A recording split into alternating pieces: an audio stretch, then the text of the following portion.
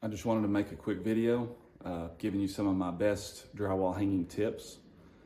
Tip number one, and one of the most important ones, is to set your screw depth correctly when you're hanging this drywall. You don't want to put the screws in deeper than, you don't want to rip the paper. As you can see, the screws are just below the paper. The paper is what gives this screw all of its holding power. If you rip the paper, this screw is not holding securely. So this is going to give you the best finish, keep you from having cracks to deal with later on down the road.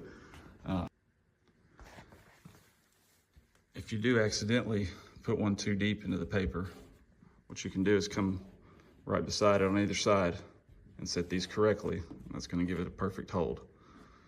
This right here, if you go too deep, this is going to cause a screw pop later because this drywall will not be held securely and it's going to flex away from the stud. All right, tip number two has to do with your drywall joints and where to place those. So if you're looking at your drywall, you're going to see a beveled edge like this. So this is beveled in. You want to put your beveled edges next to each other right here in the middle of the wall going horizontally. That's going to give you the most secure way to hang this drywall and it's going to give you the best finish later. This is called your flat joint. These other edges that you may need to cut or maybe a factory in, this is going to be your butt joints, and you're going to put those vertically. And keep your butt joints from going all the way down the wall, okay?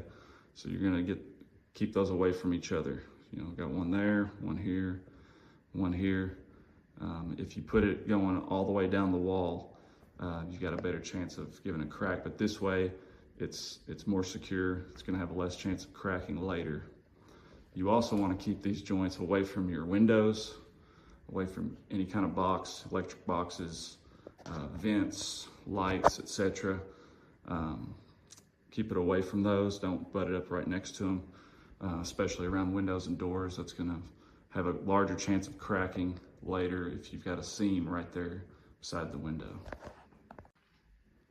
And the last tip I want to share with you in this video is to always pre-fill your large gaps. If you've got anything 1/4 inch or larger of a gap, you need to pre-fill it with a quick setting joint compound.